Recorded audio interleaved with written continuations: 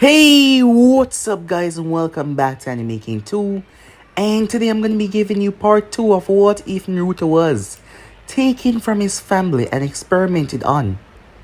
Remember to get this one to 100 like as usual. Share this to all of your friends on your social media platform. And also guys, remember if you're new, yes, look down below in the description and you will see all my other channels. And there's a lot of them guys. So go over there, check them out, and yeah, enjoy. And don't forget to comment over an anime symbol on the latest video to have a chance of hear what is being done by me, guys. And I truly hope that you guys enjoy each and every one of them. So without further ado, or wasting more time, what do you say we jump right into this brand new episode? Begin now, guys.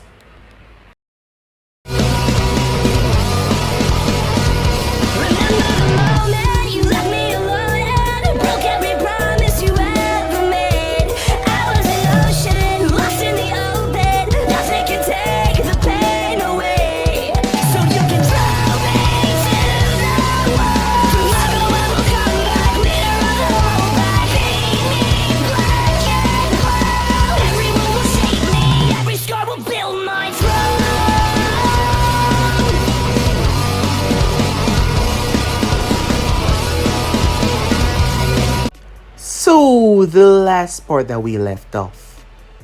It was a rather dreadful night.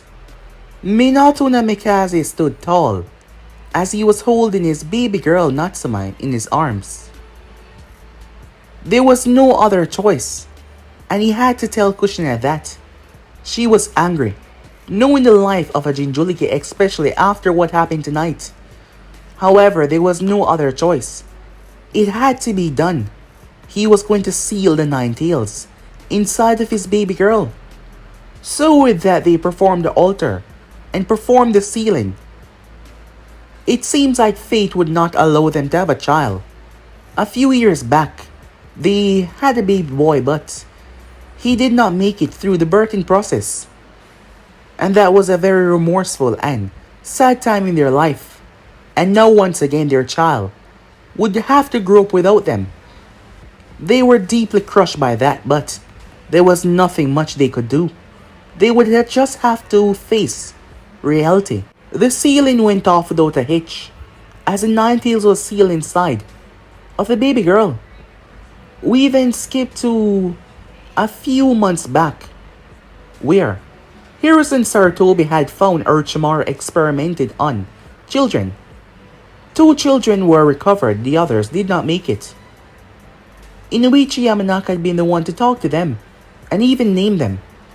He named the first one Naruto because he liked ramen and the top in Naruto.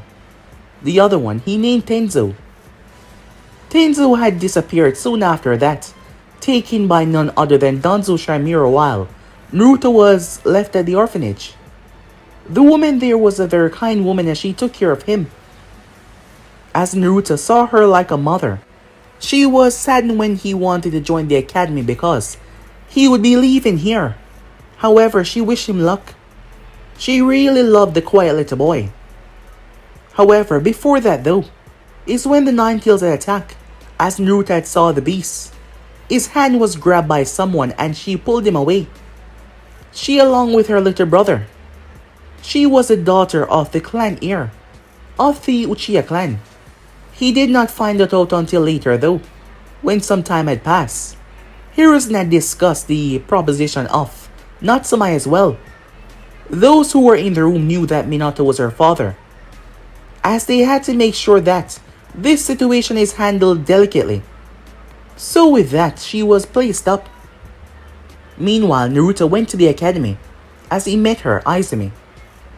On the first day, they went into a sparring to see how the students would stack up against each other. Naruto was humiliated. Izumi had placed him down so easily it was like he did not even stand a chance, which he did not. However, she was trained from she was 3 years old by her father, Fukaku Uchiha.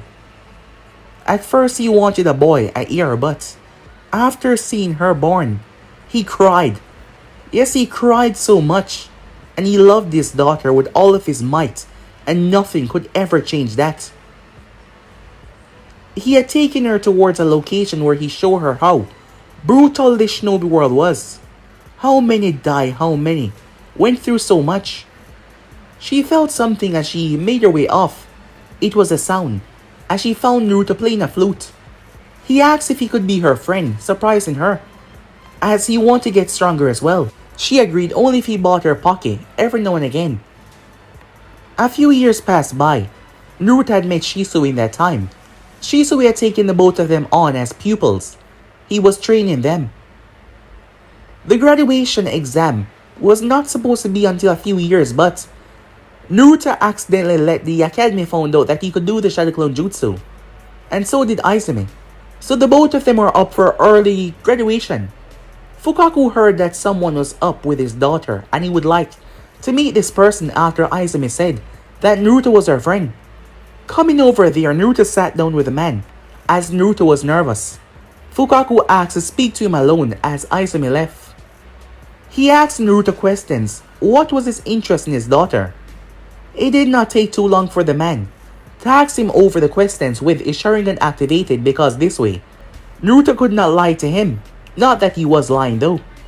So yeah guys, so basically as we left off, you guys can switch across the place to yourself. So yeah, how about we jump right into this brand new episode? Begin now guys.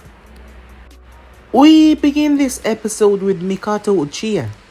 She sat on a chair as she was in the kitchen. She was peeling an apple. She watched as the boy that she told her husband about, his name was Naruto if she remembered correctly, he was scrambling out, making his way through the front door, wearing his sandal on the wrong feet. Mikoto sent her husband a disapproving look. However, he had this happy, almost triumphant smile on his face. He was very proud of himself. Did you really have to do that, she said. He was a well-mannered boy. He even brought homemade cookies as presents. She pointed towards a box on the table. Yes, Fukaku said, his smile vanishing away. In times like this, you can't afford to trust anyone, even if it's a mere small boy. And from what I can see, he's a very intelligent child. He knew what I was doing this entire time. If my daughter considered him a friend, I would be willing to put my trust in him. But that doesn't mean I would not test him to be completely sure. So, are you sure now? Because the next time he come over, you have to apologize to him. And he will. Because I'm going to invite him for Sasuke's birthday. My daughter finally has a friend. And it's a cute boy, she said, placing a hand on her cheek. I wonder if they will get married when they grow up, she said. Fukaku's cheeks tense at that. He passed your little test, didn't he? That mean you approve of him as well, she said, looking towards Fukaku. There was a smile on her face. A long sigh escaped his lips as he proceeded to lower his head. Time skip. So we have two students that are being considered for early graduation. That is rather rare out of war times. However, it would not be wise to hold them back. Some real life experience should do them very well. Hiruzen Sarutobi said, Yes, Hokage-sama. Uchiha Izumi and one Naruto, the academy instructor said, bowing in front of the Hokage. They are already able to do the 3 basic jutsus, and they can already make shadow clones. While Izumi has always been at top of the class, number 1, Naruto used to be at the bottom a few months ago. But now, he's in second place. I would recommend placing them on the same team with a student from the upcoming graduation class. They show a healthy rivalry for one another, which would keep them growing. Hiruzen was quiet as he thought about it. He was reluctant to allow them to graduate before the proper age. But they could not afford to be picky right now, especially that they were just recovering from the Kyuubi attack.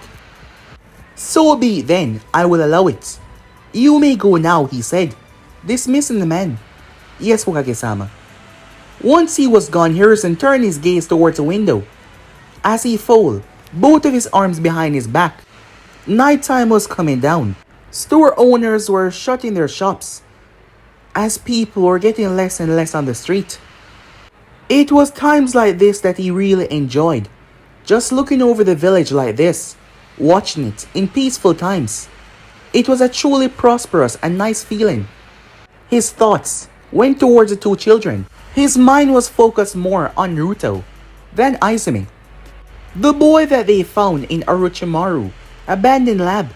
Even though he detests what Orochimaru did, he was interested to know what the outcome is. Out of the 60 children that were found, only 2 were alive. Their DNA could not be matched with anyone, so they were put into the orphanage. He knew that Danzo took the other child. While they may differ in their ideologies, he knew that Danzo would give whatever it takes to save this village and keep it protected just as him. However, it was just the way that he did things. That was what irked Hiruzen. But he cannot do anything because Danzo is a necessary evil. The tree leaves that bathe in the sunlight can only prosper only if the roots bathe in the darkness are strong. It was balance, light and dark, yin and yang. One cannot exist without the other.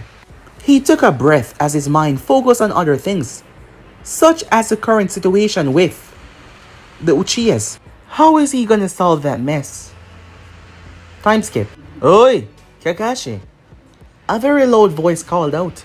Kakashi was a man of few words. He had gravity-defying silver hair. Majority of his face was covered up, his one eye looking bored majority of the time. He was dressed in an armor that vaguely resembled the Anvu one. He did not look up as he kept on walking. The other person started to follow him. Come on, Kakashi. Do you not want to see? The voice got even louder. Do you not want to pit your flames of youth against mine? To see who prevail in this passionate duel between two hot-blooded men. What type of man are you? The voice got even louder. Kakashi slowly glanced up as he looked around. Oh, Guy. How long have you been here? Guy looked defeated as he hung his head, a storm cloud gathering over his head. Curse you, with your cool and hip attitude, he said. But it will not work on me anymore, he said. If I cannot convince you to have a youthful, passionate contest with me, I will run 300 laps around the training field using only my right hand. And if I cannot do that, fine, Kakashi said, interrupting him, knowing how this will drag on if he did not say anything, as he placed his book in his pouch. Just one match, but our scores are still tied at 72-72. Guy made a sound of victory as he threw his arm around Kakashi's shoulder, as he started dragging him along. Naruto stood there as he watched him leave, as he shook his head. After his hasty retreat from the Uchiha household, he went to the park as he got on one of the bench. As he leaned back, it was a horrible experience with Izumi's father. He was asking questions that were too close for his liking. And what made it worse was, the man had used those eyes against him to make sure that he would not lie. It was basically an interrogation. Those Sharingans. He knew of it. He knew that Shisui had his own. However, Shisui never used it against them. He heard Izumi spoke about getting hers. However, they've never talked about it until now. But if a simple look from the eye could do something like this, he has to find a way to counter it. But what? His stomach started to grumble as he looked down. He was feeling hungry. Ramen sounds good, he thought to himself. Time skip. A few months later, both of them graduated from the academy. Fortunately, they were placed on the same team as their third member though. I can't believe it. I'm stuck with two snot-nosed brats. What are you guys, like 5 years old? His name was Tenma Izumo. Tenma developed a reputation as a bully in his last year of the academy. When he first encountered Izumi, he confronted her about her clan's supposed involvement in the Kyuubi attack, as he wanted to get revenge for his uncle's death. Retribution. Izumi denied any knowledge about that, so she refused to apologize. Tenma tried to attack her, but she tricked him with a clone. Tenma was furious to be teamed up with them, prompting their new squad leader to accuse him of being jealous. But he silently grit his teeth while on missions, as he did his duty when a past mission went wrong. Tenma was about to lose his life, but Izumi saved his life. He reluctantly agreed that she was stronger than him, and promised to repay her, but that didn't mean that he had to like her. A year passed by, rather quickly. It's been a year since they were placed on Team 2 under Jonin, Minashiki Yuki. Yuki had short brown hair, brown eyes as well, with a tiny mouth.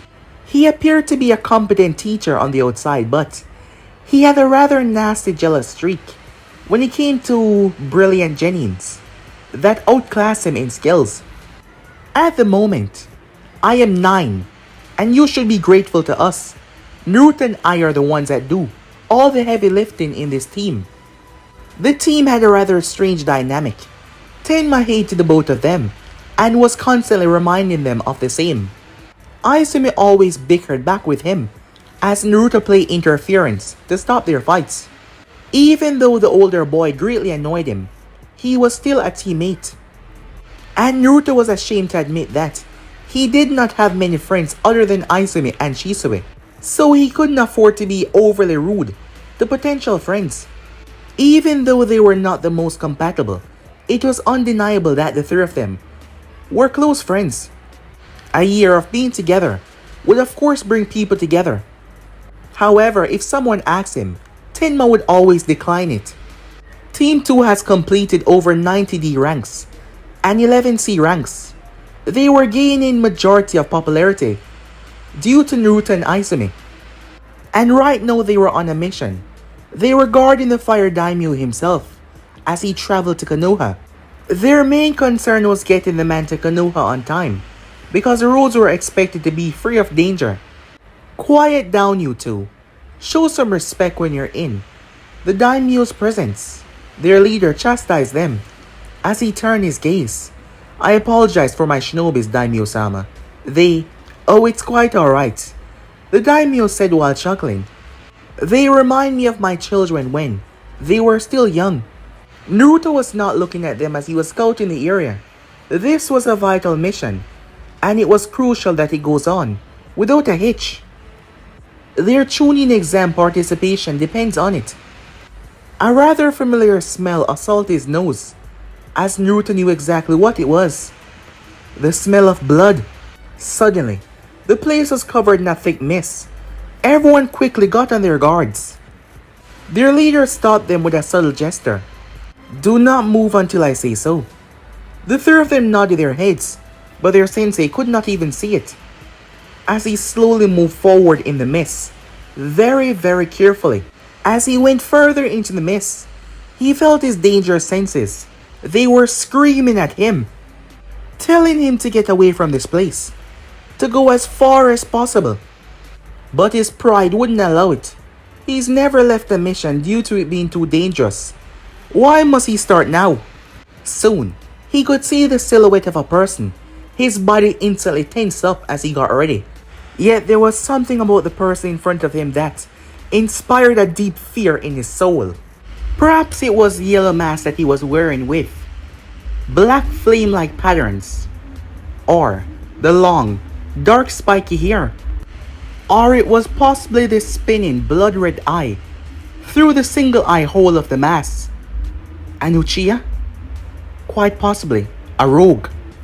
This was dangerous, very dangerous. Are you the one responsible for this miss? He said. He tried to keep his tone as level as possible. The unknown man did not say a word. He leaned against a tree. His head was tilted downwards, his arms folded.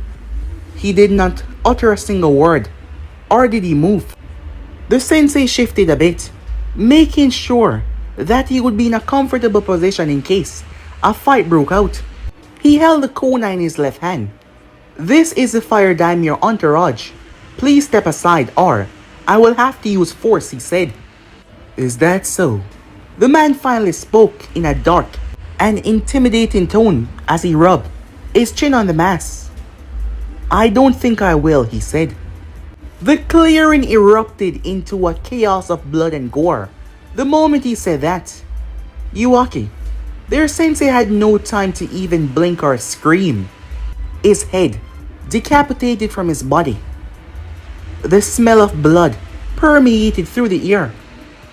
The three shinobis, Genins that being tensed up as they took their defensive stance. The place was so fully covered by mist that they could not see, but they could smell it. The daimyo shut the curtains of the caravan that he was riding in. The guards outside were terrified.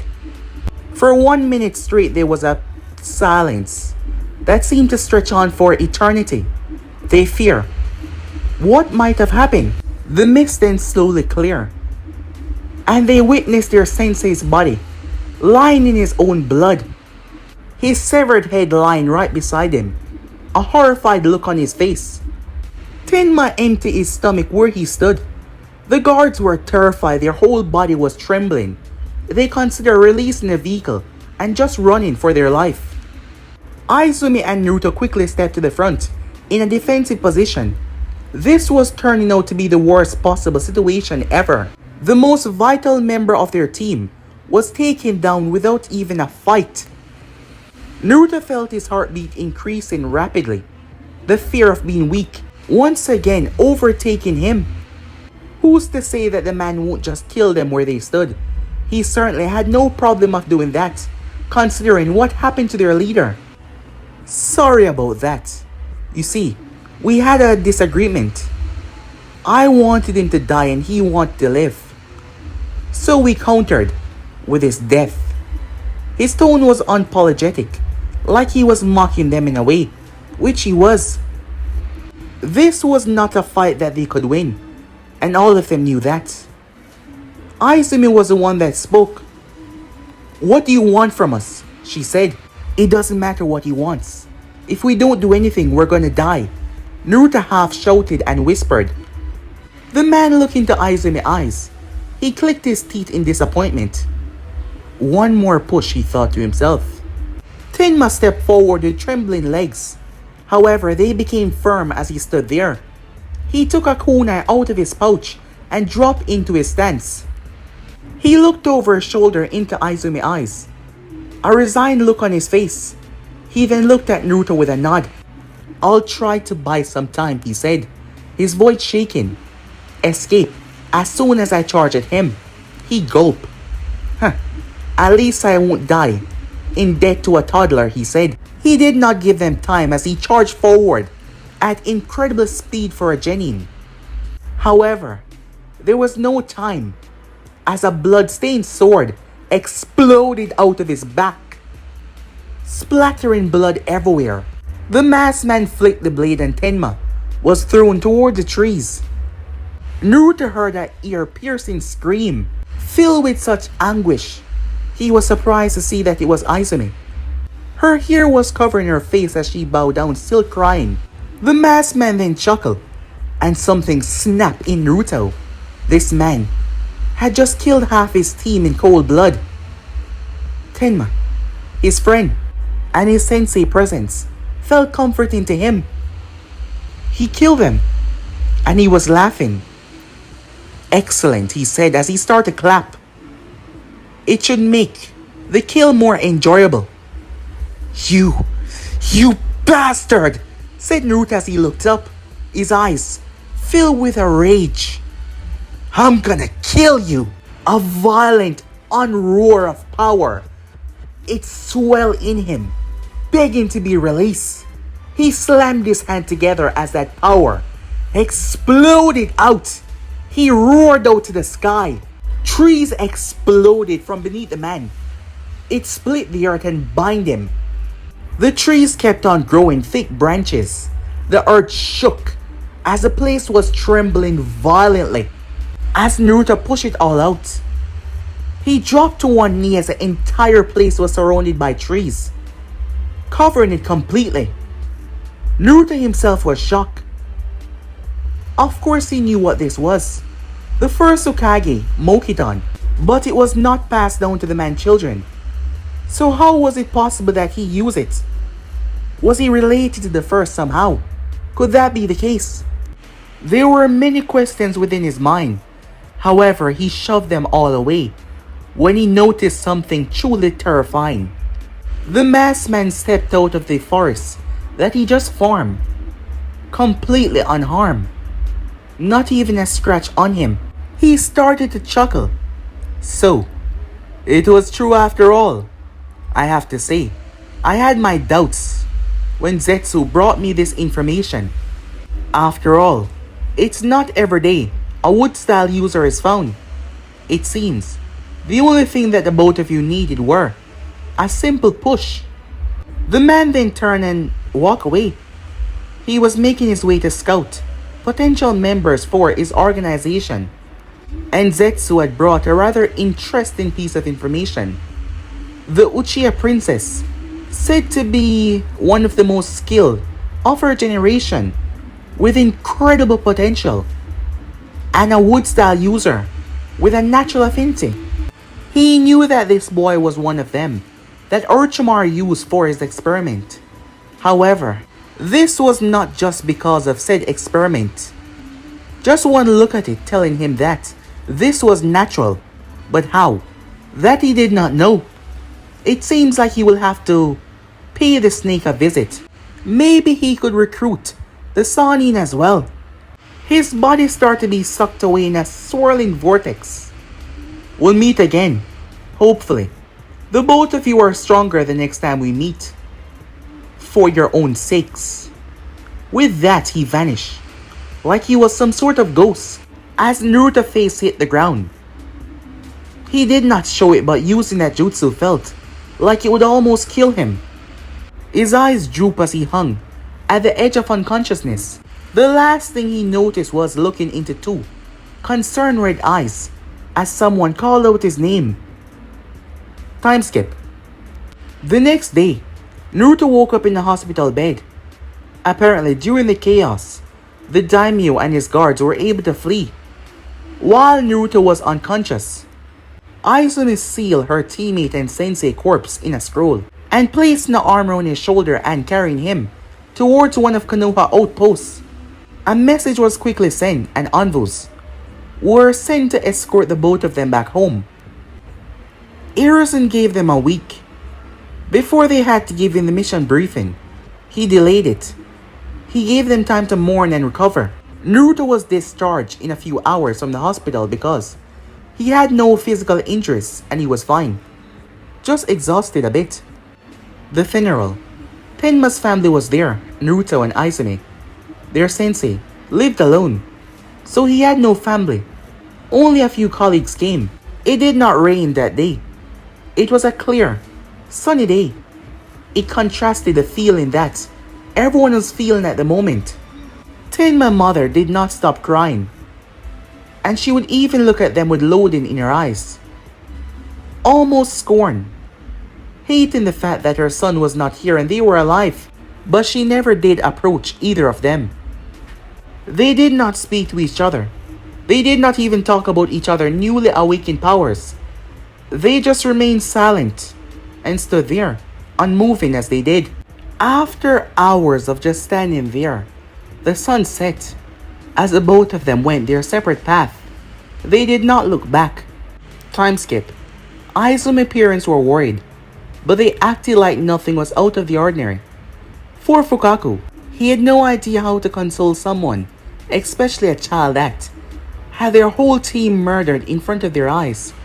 The atmosphere was extremely tense. No one spoke a single word. Even Sasuke, who had the habit of talking while food was in his mouth. However, his mother was always giving him looks to stop. He was also quiet. He could see that something was troubling his elder sister, but he did not know what. When the dinner was over, Mikato could not take it. The moment her daughter got up, she embraced her in a tight hug. However, Izumi did not return the gesture. Mikato sighed sadly as she proceeded to let her go.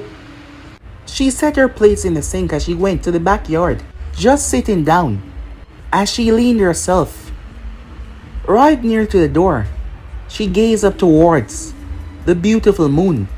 She was no stranger to death anymore. She had made her first kill 4 months after becoming a genin. However, the death of her teammate, it hit her hard. They were friends. What is life? What is death? Why do people kill each other? She still did not have the answer to what she asked her father all those time ago. She hated to steal someone's life. She hated to kill. But that was the purpose of a shinobi. Was it not? She thought to herself. As her gaze fell on the moon, she searched with her eyes, trying to somehow find the answers, but they just would not come to her. She heard footsteps as she glanced over her shoulder. Sasuke was approaching her. "Big sister," he said. He felt the need to comfort her despite not knowing what was wrong. He did the only thing that he thought he could do to help. He sat down and leaned his head in her lap. She started to unconsciously comb her hand through his hair until he fell asleep. She looked down towards his sleeping face. Will the day come when you possess these eyes as well? The day that you know what sadness is. Her red eyes with two tomo inside sparkled with tears as she hugged Sasuke silently. She was not surprised as his tiny arms wrapped around her. Time skip. There was no place that he had in mind. As he was walking, he glanced up, half-lighted eyes as he saw the full moon. He never realized as he ended up near the small ramen shop. He was not in the mood to cook tonight, so he figured, might as well. As he entered, "Welcome to Ichiraku Ramen. What would you be having?" A middle-aged man and a girl stood behind the stall bowing in greeting. He could tell that this was not a very popular shop, despite the homey feeling that he got from this place. "Two miso," he said, coming right up as Naruto sat down. He felt really confused. He always felt at peace with nature. The trees would resonate with his mood, but the wood release did not make any sense. Of course he knew about Orochimaru. Ever since he could go to the library, he had been studying various things, the famous and infamous shinobis being one of them. He realized that he was experimented on as a child, probably snatched from his parents, and then they were killed as well. Because when they ran the blood test on him, they could not find any matches. Either his parents never existed, which was crazy, or their sample was not available. However, there was a third possibility that he was leaning towards. Somebody tampered with the reports. But who? The only person that probably knew his parents were Orochimaru. However, the Sannin was out of his reach, being a wanted criminal and all. He suddenly heard grumbling as he looked behind him, to see a small child hiding behind the curtain. She had red hair that was set in two pigtails, whisker marks on her cheeks. Realizing that the grumble came from her stomach, he took pity on her. Her appearance showed that she was not eaten enough. As he patted the seat next to him, the child looked shocked as she hesitated just for a second. Before she went and hopped up on a chair, she looked at him shyly. "One more miso," said Naruto.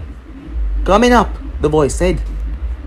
The child slowly broke out of her shyness as she started to swing her legs, oftenly glancing towards him when she thought he was not looking. Soon their orders were placed and Naruto was shocked.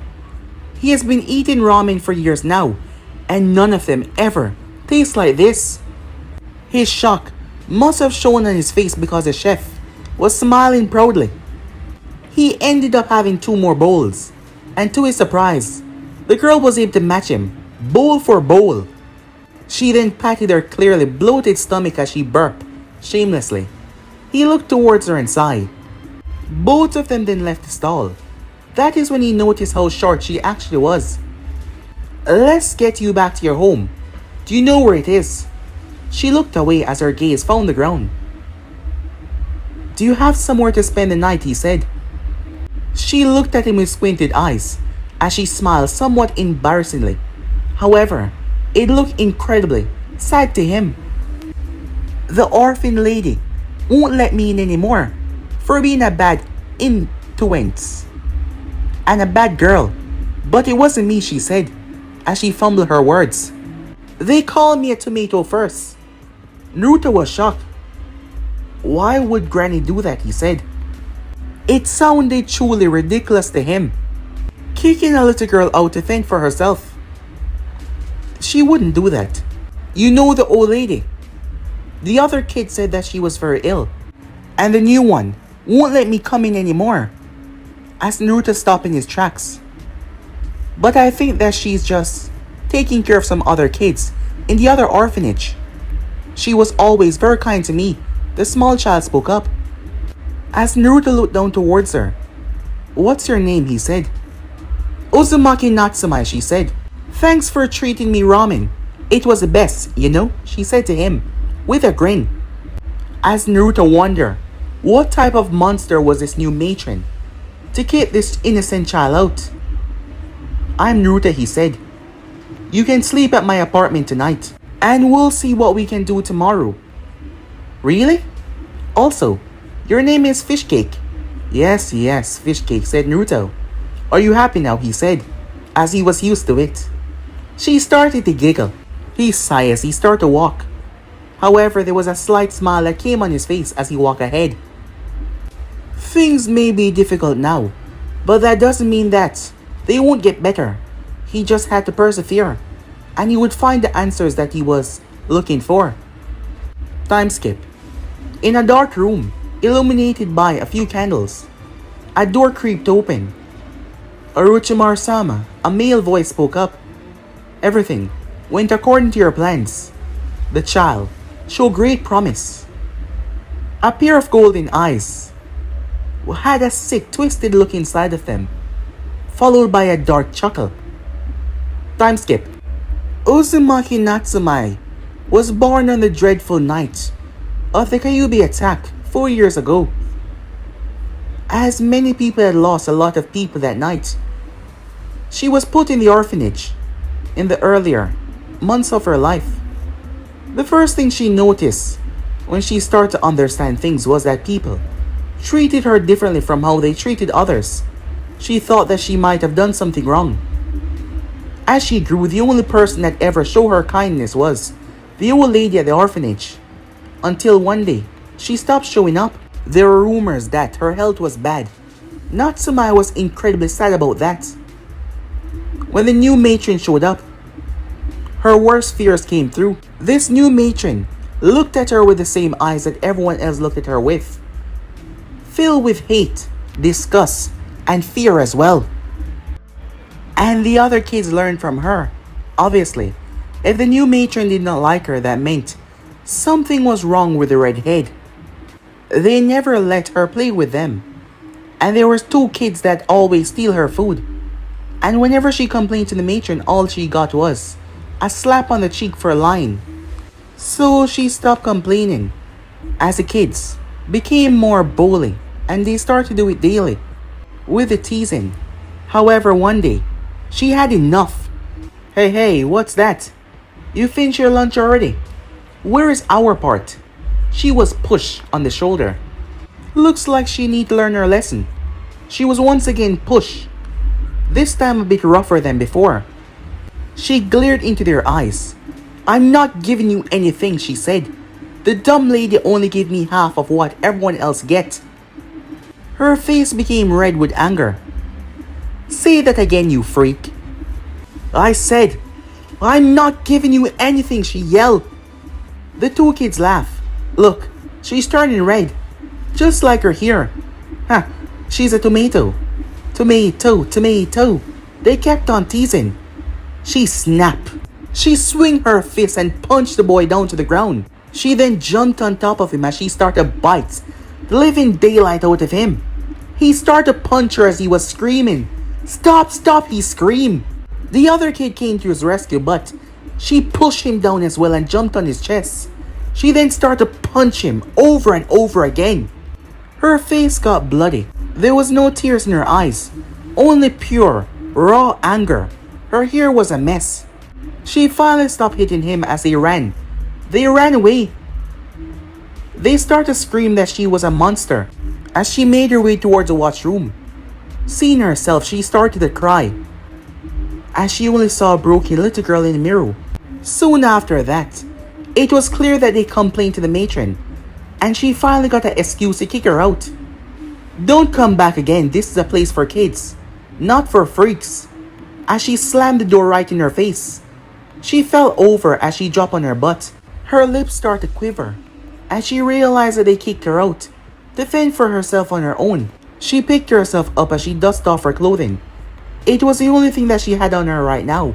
Several people had came to watch the commotion, as they started to whisper amongst each other. She was hearing the words once again. She ran. She ran as fast as she could. As she made her way towards the Hokage's monument, she sat on top of the fourth Hokage's head. As she glanced down toward the street down below, everything was weighing on her shoulders. She wanted to cry some more. However, she was one to never give up. She promised herself that she would never give up. Suddenly, a rush of determination not to give up flooded through her being.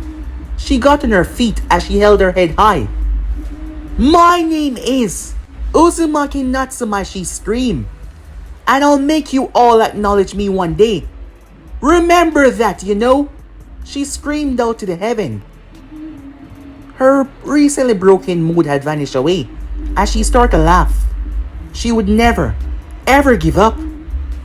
However, she got really hungry until she met someone. "Hey, so what's your name?" "Uzumaki Natsume," she said. "Nice to meet you. I'm Naruto." Time skip. So, this masked man killed your sensei and your teammate, and you, Naruto, discovered that you could use wood style. And Izumi awakened her Sharingan. "Yes, Hokage-sama," they said. Their voice was devoid of emotions. There was silence for a while.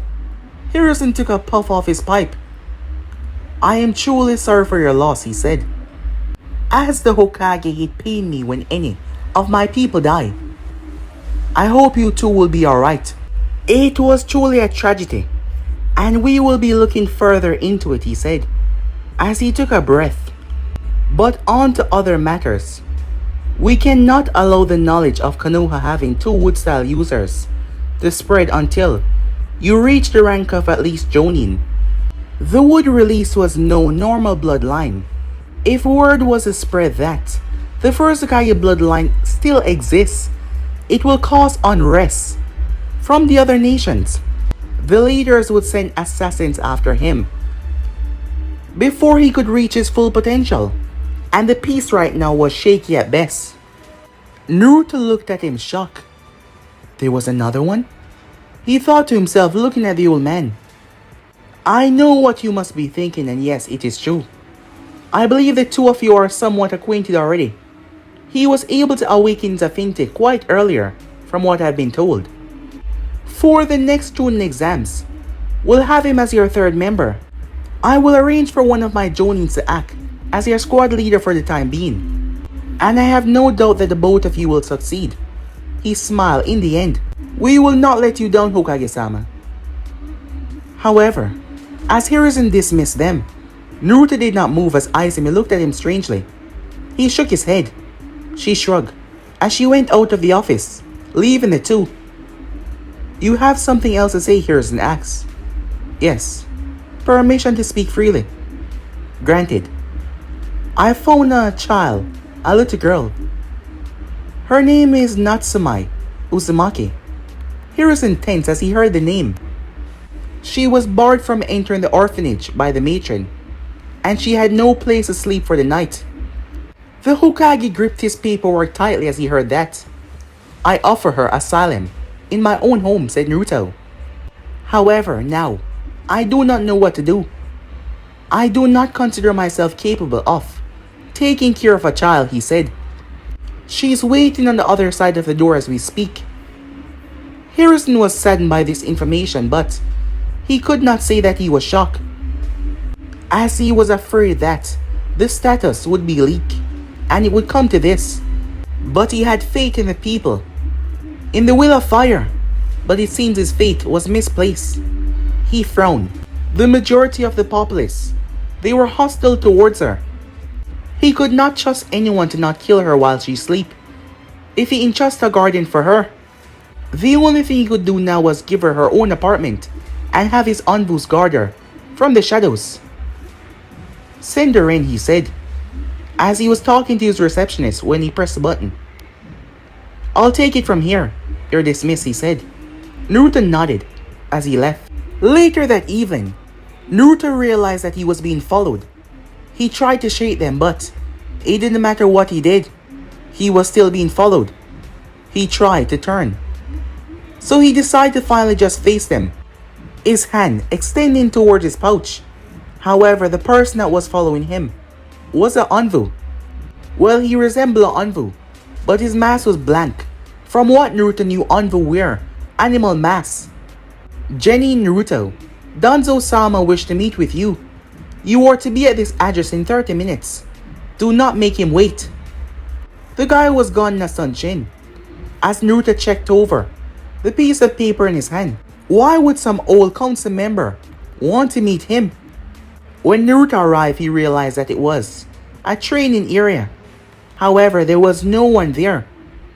You need to be more aware of your surroundings. If I am to teach you, young shinobi, a voice, an old one, spoke up behind him. Danzo had been hiding, watching as Naruto arrived. He was rather surprised as Hiruzen had confronted him today. It turns out that this young boy had greater potential to use the wood style than his other student. While he would not doubt Hiruzen's words because he had no reason to lie, Danzo was still skeptical. Hiruzen allowed him to get away with many things, such as taking the scrolls of Ushirama Senju to use it for his other student training. So now he had to repay the favor by teaching this young genin in front of him. It wasn't really a bad thing. He was all for strengthening the shinobis of Konoha, as long as they did not become too powerful for him not to control. After all, when he does become Hokage, he can't allow anyone to be his equal. Worst of all, his better. That would not stand, as Naruto spun around upon seeing him, before he relaxed as he gave a custom bow. Honorable Elder Danzo-san, he said. Danzo tapped his cane on the ground, his one eye focusing on the child.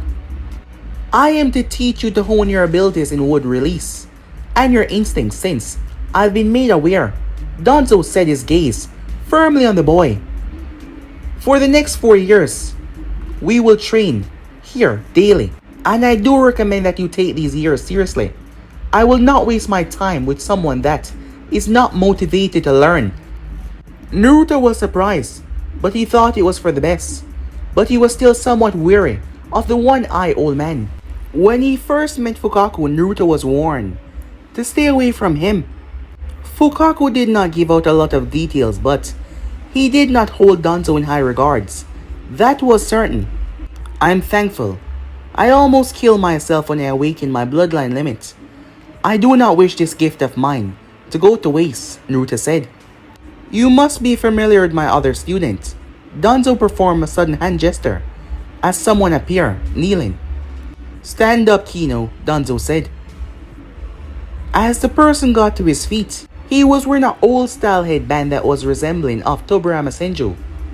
As it was all connected, and on gear he had on no mask. Tenzo, said Naruto, as he was going by that name now. Kino here will be your third member when you undertake the Chunin exams later this year in the village of Kumo. As Naruto was surprised, you are to show the might of Konoha to the entire world. Konoha belong on top of the 5 great nations. It is time that they realize it. Unfortunately, you are not permitted to use the wood release yet, while Kino here has a higher master of the element than you because he's been training for some time now. You do not. If you depend on an unmastered ability, it will do you harm more than good. As Naruto nodded, you may go now. Meet here the same time tomorrow, he said. By the time Naruto reached home, it was evening. Tenzo had left, with his teacher, the older boy not sparing him a glance. Truth to be told, he was excited about this training. Him and Izumi are equals, so this training would give him the edge that he needed. But then again, her Sharingan was another factor to place in. But that was the reason why they were rivals, as they kept on pushing themselves to be better after all. Earlier today, they had made eye contact for the briefest of times, and he could see something inside of her had changed a bit. Her eyes were colder. He remembered how she acted when their teammates were killed. It seems like their deaths affected her more than it affected him. He will have to check on her later. He noticed something by his door, or rather someone. Natsumai, he said. What are you doing here? She was standing by his door, wearing new clothing. Old man Hokage is so cool. He even said that I can stay next door, in the same building as you, and I won't have to pay for it until I become a badass ninja. Hey, said Naruto. You can't call him that. He's the Hokage of our village, the most respected and strongest shinobi in the whole village. If someone catch you calling him old. She cut him off, but he said he doesn't mind. I swear, she said. However, what he said stuck to her. Is what you said really true?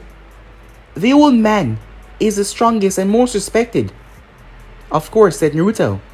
He is the longest reigning Hokage in the village, retaking the title after the fourth Hokage killed the Kyuubi and lost his life in the battle. Whoa, she said. Can I become Hokage too? Can I? Well, maybe. You should ask the Hokage next time you see him. He's the most appropriate person to talk about this too, after all. Appropriate? She said to him, confused. It seems you're gonna have to work on your language, he thought to himself. But guys, it'll be end so right here. If you want to see next part, and do like, subscribe, comment down below, and turn on that bell notifications they posted. Remember, share to all of your friends and your social media platform. And also guys, don't forget to go ahead and check out the other channel. Yes, I indeed have 4 of them, which I post what if on every single day for you guys to enjoy. All the links will be down in the description, so go ahead, check them out, and yeah, enjoy. And don't forget to turn on the bell notification to see when I post, because I do post a hell of a lot. So without further ado or wasting more time, what do you say we get the hell out of here? See you guys soon. Peace.